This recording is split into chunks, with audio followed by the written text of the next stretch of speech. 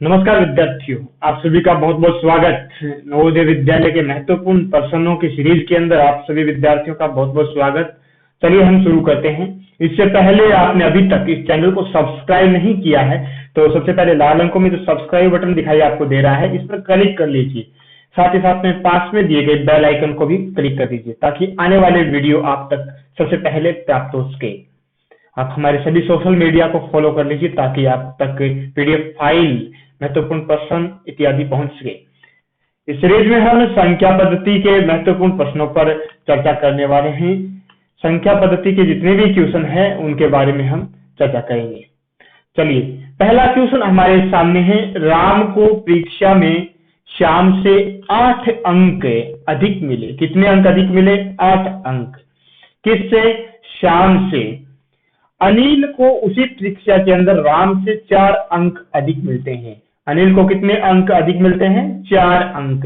यदि तीनों को मिलाकर कुल 128 अंक मिले, कितने? 128, तो राम को मिलने वाले अंक हैं। कितने अंक राम को मिलेंगे, ये आपको बताना है।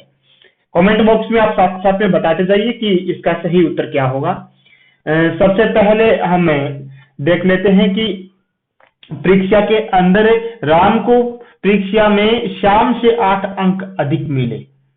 तो किससे अधिक मिले? श्याम से अधिक। तो सबसे पहले हम श्याम के अंक मान लेते हैं। श्याम के अंक मान लेते हैं कि माना श्याम के अंक x है। कितने? x हैं। अगर श्याम के x अंक है तो राम के कितने होंगे? राम के अंक x प्लस 8, क्योंकि यहां पर हमने बात की थी कि राम को श्याम से 8 अंक अधिक मिले तो x प्लस 8 हो गया। अब परीक्षा के अंदर तीसरा कौन सा विद्यार्थी है? अनिल। अनिल को कितने अंक मिले? अनिल को अंक मिले। अनिल को उसी परीक्षा में राम से 4 अंक अधिक मिले। किससे अधिक मिले? राम से। राम के कितने थे? x प्लस 8, तो x प्लस 8 प्लस 4 हो गए। यही हुआ ना, x प्लस 8 प्लस 4। तो इसको ऐसे कह सकते हैं ना, x प्लस 12। अनिल को कितने अंक मिल गए? x plus 12। यदि तीनों को मिलाकर 128 अंक मिले, तीनों को मिलाकर कितने अंक मिले? 128 अंक। तो राम को मिलने वाले अंक हमें बताना है। तो सबसे पहले तीनों को जोड़ लेते हैं। तीनों को, राम को कितने अंक मिले थे? श्याम को x अंक, प्लस में राम को x प्लस 8 प्लस अनिल को x प्लस 12। अब इन सभी को जोड़ लेते हैं तो कुल अंक हमारे पास आ जाएंगे। तो इन सभी को जोड़ते हैं तो क्या आता है? 128। 128 के बराबर थे ना कुल अंक 128। तो x कितने हो गए? 1x 2x 3x। तो इस प्रकार लिख सकते हैं ना, 3x प्लस 8 और 12, 12 और 8 कितने हो गए? 20। 3x प्लस 20 बराबर 128। 3x प्लस 20 बराबर 128। तो 3x बराबर 128 प्लस में 20 है, ये माइनस में चला जाएगा।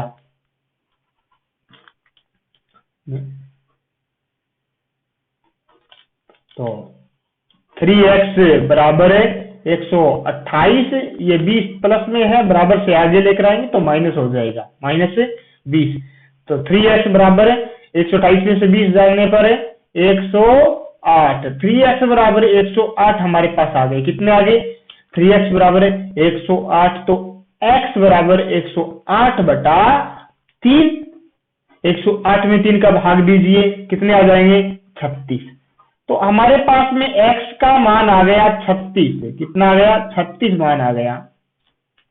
अब x का मान 36 है तो राम का हमें बताना है, राम को कितने अंक मिले थे। तो राम को अंक बताने के लिए हम क्या करेंगे? राम के अंक कितने थे? x के अंदर कितने अधिक थे राम के पास में? x प्लस 8 थे, ये थे ना राम का मान। x प्लस 8, x का मान कितना है? 36। तो हम जोड़ लेते हैं 36 प्लस 8। 36 प्लस 8 कितने हो गए? 44। तो सही उत्तर कौन सा हो जाएगा? 44 बिल्कुल सही उत्तर होगा। 44 कौन से में है? बी में है। तो इस क्वेश्चन का जो सही उत्तर होगा वो बी होगा। हम बढ़ते हैं नेक्स्ट क्वेश्चन की तरफ। क्वेश्चन नंबर 2 हमारे सामने है। निम्न में से सबसे छोटी संख्या कौन सी है? यहाँ पर हमारे पास में 4 संख्या दी गई है, 7413, 7130, 7985 और 7545। इन चारों संख्याओं में से सबसे छोटी संख्या हमें बतानी है कौन सी है। तो सबसे छोटी संख्या दी गई अंकों में जो अंक दिए गए हैं यहाँ पर संख्याएं चार अंकों की, वो कितने अंकों की है? संख्या 4 अंकों की है। तो 1000 के ऊपर आधार पर है। तो सबसे पहले बड़ा अक्षर हम देखते हैं। तो सबसे बड़ा सभी के अंदर 7000 से शुरू है। 7000 से शुरू है ना, 7000, 7000, 7000, 7000। तो इस आधार पर तो हम नहीं कह सकते। फिर 413, 130, 985 और 545। इसमें से सबसे छोटी कौन सी है? 130 छोटी है।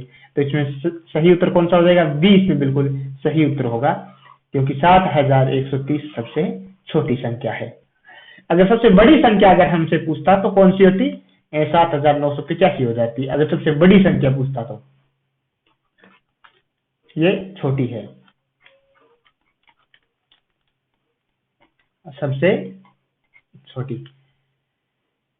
नेक्स्ट क्वेश्चन की तरफ हमें बढ़ते हैं। क्वेश्चन नंबर नेक्स्ट हमारे सामने है 9680। 9680 गुणा में है 10 गुणा 14 गुणा 0 गुणा 8 से परिणाम मिलता है। तो हम गुणा करने से पहले ही हम सबसे पहले देखेंगे कि गुणा के अंदर 0 आ रहा है। एक बात का ध्यान हमेशा रखिए, कोई भी संख्या हो अगर उसको 0 से गुणा अगर हम कर देते हैं तो उसका उत्तर 0 हो जाएगा, यानी शून्य हो जाएगा। किसी भी संख्या को अगर शून्य से गुणा कर देते हैं तो उनका उत्तर क्या आ जाएगा? शून्य आ जाएगा। तो ये पूरी की पूरी संख्या है, उनको शून्य से अगर हम गुणा करते हैं तो शून्य कौन से में है? डी के अंदर है। तो इसका सही उत्तर कौन सा हो जाएगा? डी इसका बिल्कुल सही उत्तर हो जाएगा। आपने क्या सोचा था इसका आंसर? कमेंट बॉक्स में जरूर बताएं। सभी विद्यार्थी एक बार कमेंट बॉक्स में ये जरूर बताएं कि आपको ये सीरीज पसंद आ रही है क्या। अगर पसंद आ रही है तो इस वीडियो को लाइक करना नहीं भूलें और अपने मित्रों के साथ में शेयर जरूर कर दें। नेक्स्ट क्वेश्चन हमारे सामने है। क्वेश्चन नंबर नेक्स्ट, इसमें क्या पूछा गया है? 6 अंकीय छोटी से छोटी संख्या तथा 4 अंकीय बड़ी से बड़ी संख्या में अंतर होगा। 6 अंकीय सबसे छोटी से छोटी संख्या और 4 अंकीय बड़ी से बड़ी संख्या के अंदर अंतर कितना आ जाएगा, ये हमें बताना है। तो सबसे पहले हम देखेंगे 6 अंकीय छोटी से छोटी संख्या कौन सी होगी। तो देखिए, सबसे पहले छोटी से छोटी संख्या ज्ञात करने के लिए 6 अंक लिखेंगे। 1, 2, इकाई दही सैकड़ों, 3, 4, 5, 6। सबसे छोटी छोटी संख्या 6 अंक यही होगी। इकाई दहाई सैकड़ों, हजार, 10,000, लाख। 6 अंक की सबसे छोटी से छोटी संख्या 1 लाख हो जाएगी।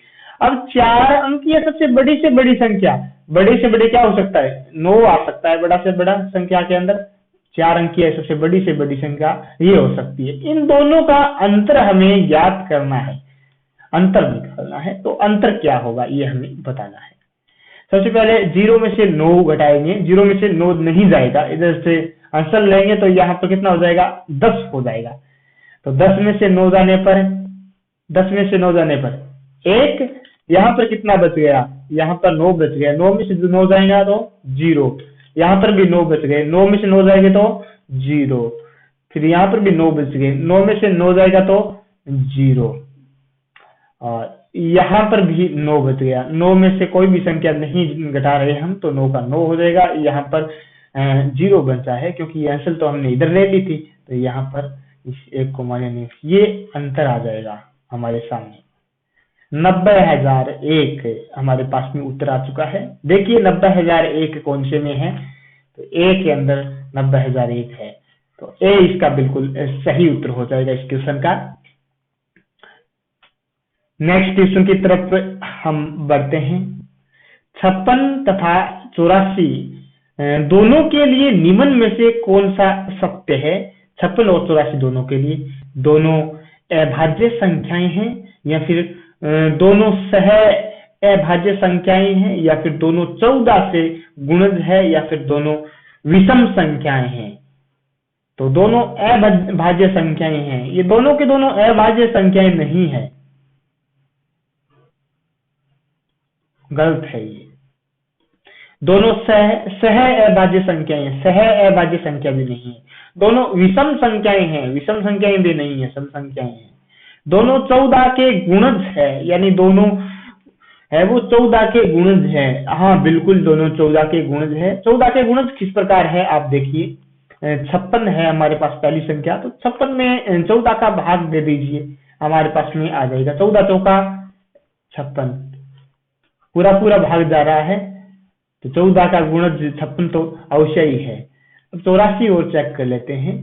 84 के अंदर भी 14 का भाग देते हैं, 14 छिका 84, तो ये भी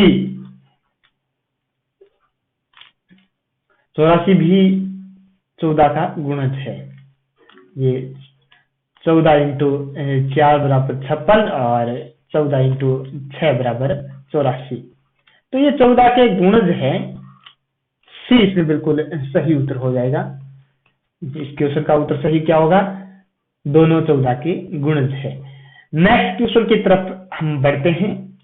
अगला क्वेश्चन, राम ने एक पुस्तक 178 रुपए 50 पैसे में तथा 248 रुपए 25 पैसे की दवाइयां खरीदकर 500 का नोट दुकानदार को दिया। कितने का नोट दिया दुकानदार को?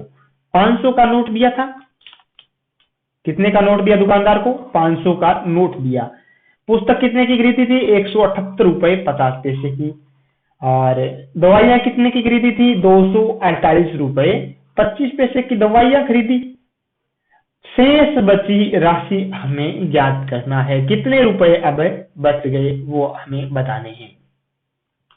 तो देखिए, सबसे पहले क्या करेंगे, हमारे पास कुल कितने का नोट था? 500 का था। हमने खर्च कितने किए? 178 रुपए 50 पैसे और 248 रुपए 25 पैसे ये खर्च किए थे। तो इनको जोड़ लेंगे, 5 पैसे 5 2 7 75 पैसे, 8 8 16 2 6 16 1 7 4 11 1 12 1 2 3 1 4।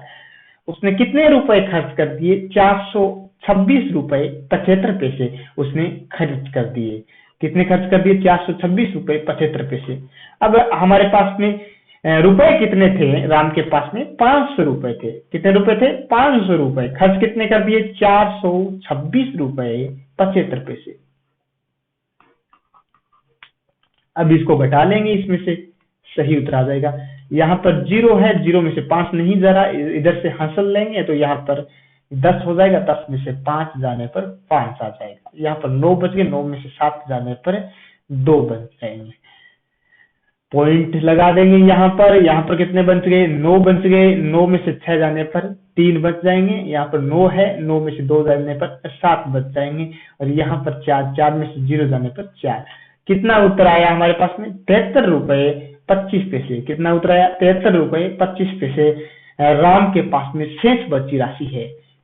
शेष बची राशि कितनी है? 73 रुपए 25 पैसे। 73 रुपए 25 पैसे कौन से के अंदर है हम अभी देखेंगे।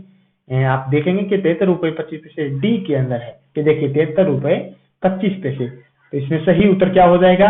डी इसमें बिल्कुल सही उत्तर होगा। हम नेक्स्ट क्वेश्चन की तरफ बढ़ते हैं। अंकों 7, 2, 4, 8 तथा 0 से बनने वाली बड़ी से बड़ी 5 अंकीय संख्या।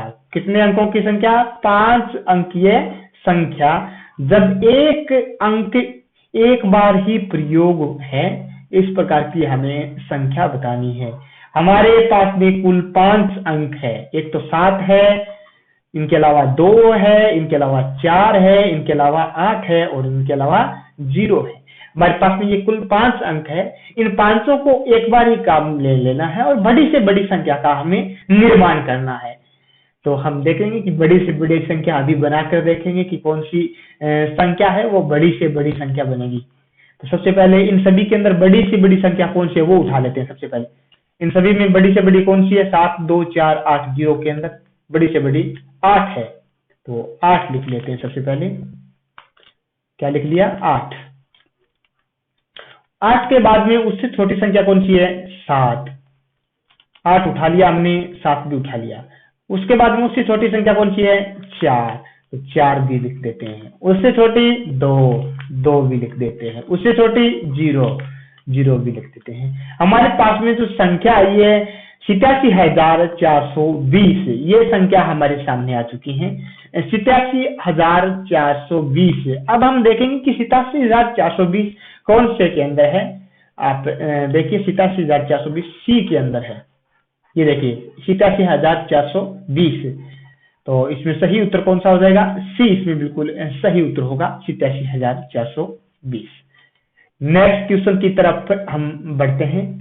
अगला क्वेश्चन हमारे सामने है 11 और 21 के लिए निम्न में से क्या तात्पर्य है? 11 और 21 के लिए नीचे जो दिया गए हैं उनमें से क्या तात्पर्य है? दोनों भाज्य संख्याएं हैं, या फिर दोनों सम संख्याएं हैं, या फिर दोनों सह अभाज्य संख्याएं हैं, या फिर दोनों 3 के गुणज हैं।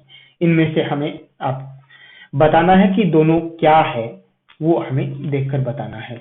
तो देखिए सबसे पहले 11 और 21 की बात करते हैं। तो दोनों भाज्य संख्याएं हैं। मैं तो 11 के अंदर 11 में भाग नहीं जा सकता, 21 में तो 7 21, 11 में किसी का भाग नहीं जा सकता, तो ये तो नहीं हो सकता। दोनों सम संख्याएं हैं, दोनों सम संख्याएं नहीं है, विषम संख्याएं हैं, ये भी नहीं हो सकता। दोनों सह अभाज्य है, यानी दोनों सह अभाज्य है, यानी 11 अभाज्य संख्याएं हैं और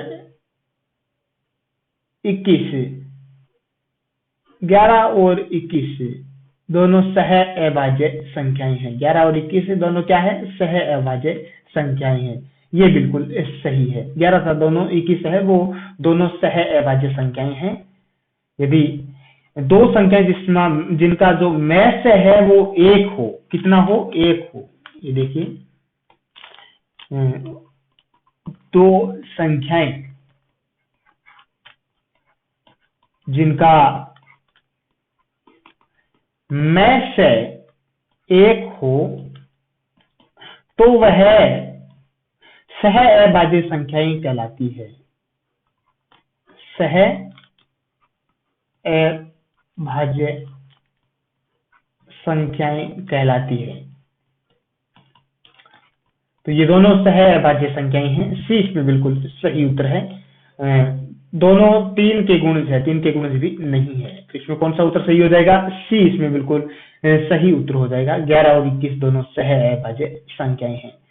नेक्स्ट क्वेश्चन की तरफ हम बढ़ते हैं। अगला क्वेश्चन हमारे सामने है 7 विभिन्न अंकों की बनी न्यूनतम संख्या,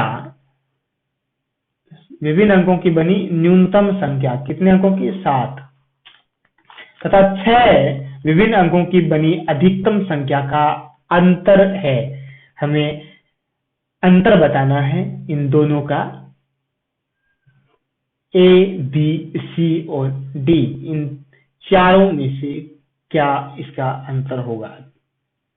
कमेंट बॉक्स में बताइए इन चारों में से सही उत्तर क्या होगा। तो सबसे पहले 7 अंकों की न्यूनतम संख्या, छोटी से छोटी संख्या 7 अंकों की कौन सी हो सकती है? 1, 2, 3, 4, 5, 6, 7, छोटी से छोटी ये हो सकती है 7 अंकों की। और 6 विभिन्न अंकों की बनी अधिकतम संख्या, बड़ी से बड़ी संख्या क्या हो सकती है 6 अंकों की? 1, 2, 3, 4, 5, 6, ये बड़ी से बड़ी संख्या हो सकती है।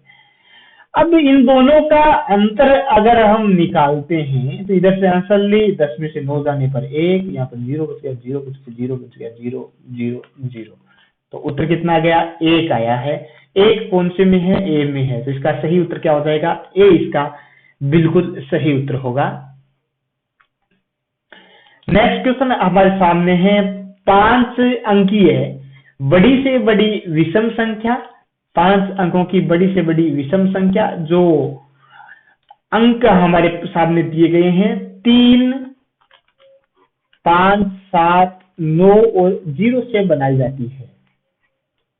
इन अंकों का प्रयोग करना है हमें और विषम संख्या बतानी है 5 अंकों की। कौन सी होगी? कमेंट बॉक्स में हमें बताइए। सभी विद्यार्थी कमेंट बॉक्स में हमें बताइए कि इसका सही उत्तर क्या होगा।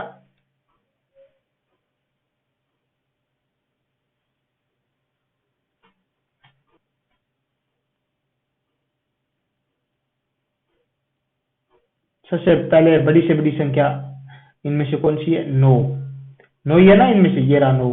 उसके बाद में 7, 7 उतार लिया, फिर 5, फिर 3, फिर 0, 97,530 इसका उत्तर आ जाएगा।